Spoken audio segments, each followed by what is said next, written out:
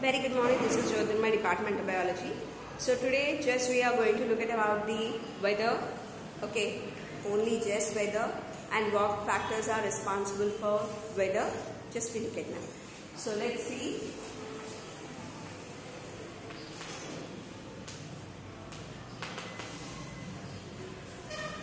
Weather.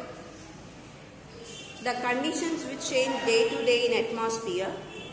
The conditions which change day to day in atmosphere is actually called weather. I already told you. Then how these weather conditions are impacted, and that I will try to tell you now. So basically there are many factors responsible for the weather. So what are those factors are called actually? They are called elements. What are they called? Elements. So the conditions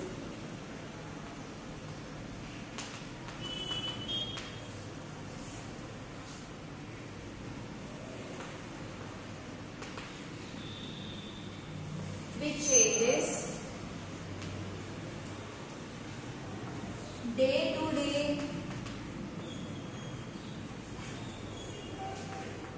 in atmosphere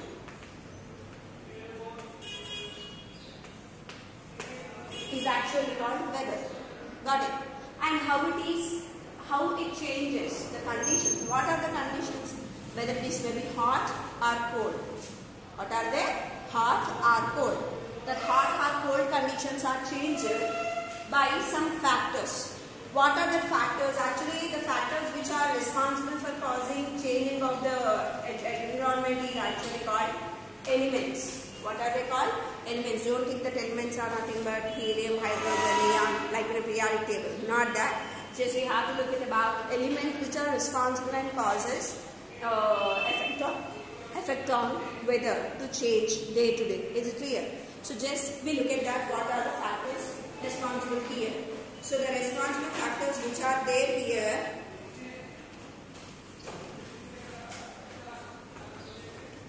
temperature,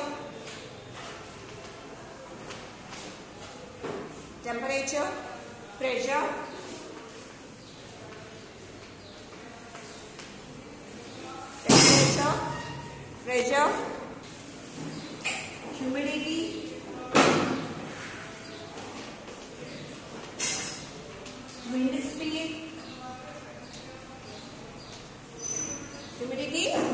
wind speed,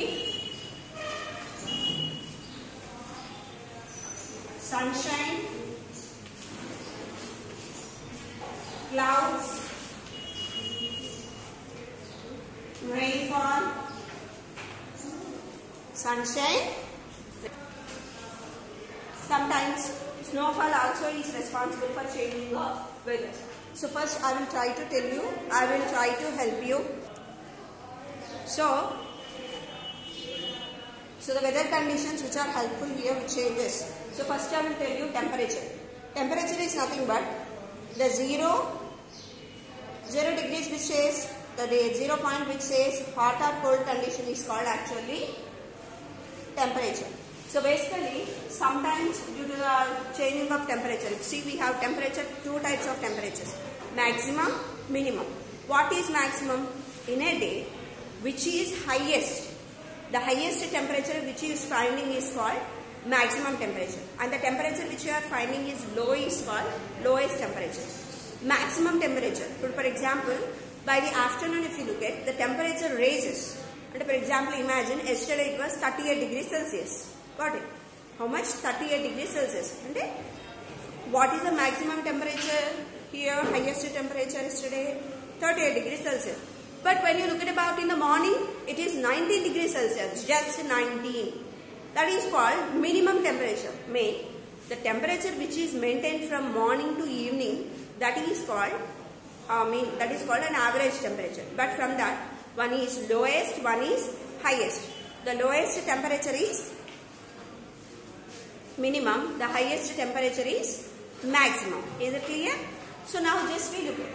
So when the temperature is changing ups and down, 19 to 38 ante raising and 38 to 19 ante coming down. So when it is changing ups and down, then automatically the conditions in the weather also changes from day to day. Is it clear? Day to day, the weather conditions also changes due to the presence of temperature. When we look at about the pressure, apply of the pressure.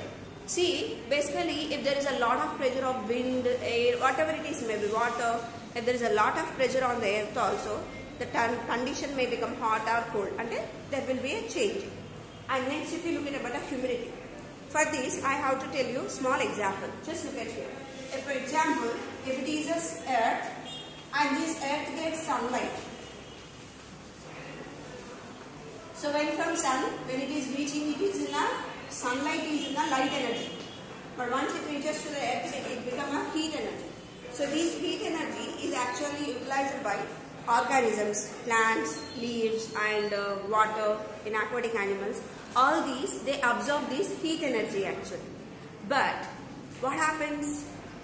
When they absorb that heat energy, they can't absorb it from the sunlight. What heat is produced, what light coming, that heat energy is 100%.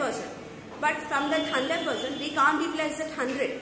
So we utilize this only from that just 10 to 20%. That's all.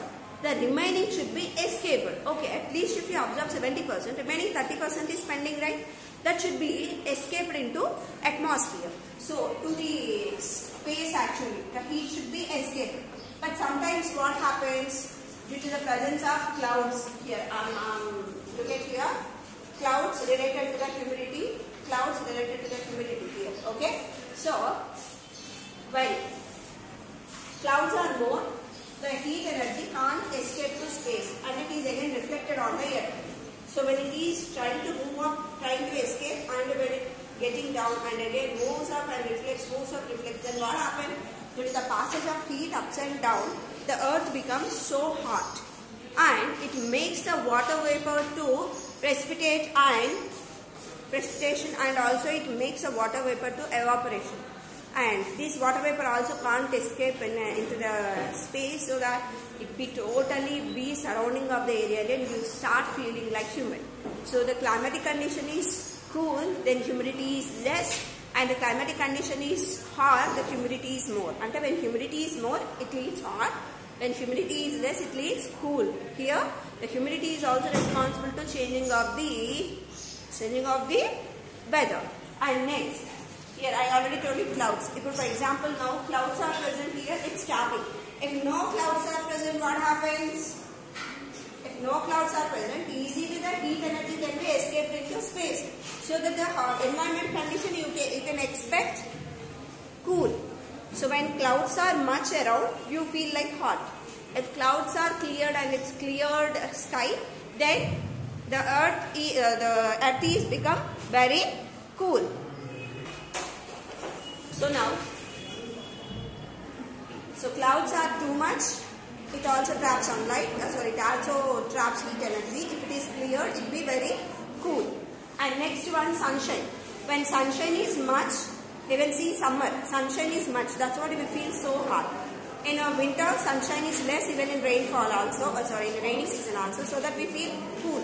Even rainfall also affect on weather. So that's what you see in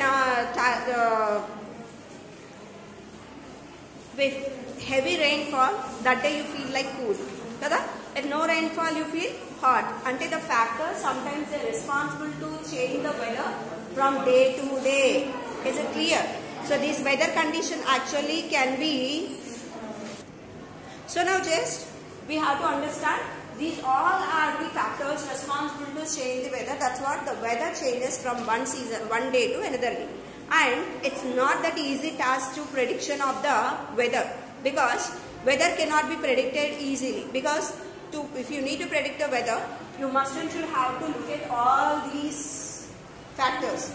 So by observing all these factors, meteorologists, so meteorology is a subject which deals with the weather study, and who studies about the weather is called meteorologists. They look at all these factors and based on that they predict about the tomorrow's weather. So basically you might be seeing, you will see it in Google. If you search it, you will get the information like what is the weather condition. Today its minimum is 19 degrees, maximum is 29 degrees, okay, or 38 degrees, like that. If you start observing tomorrow's, day after tomorrow, like that, they give minimum average 38, low 19 or 18, 16, 10 like that they give. That prediction is done by actually the meteorologist. Got it?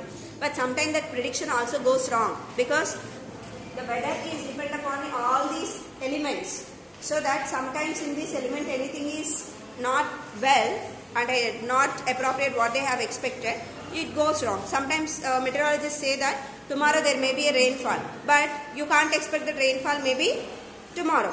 And sometimes our predictions also goes wrong. Is it clear? So about the remaining we will look at in the next class. Thank you students. Just read your textbook properly about weather, climate and adaptations of the animals, and have a nice day. Thank you. Bye.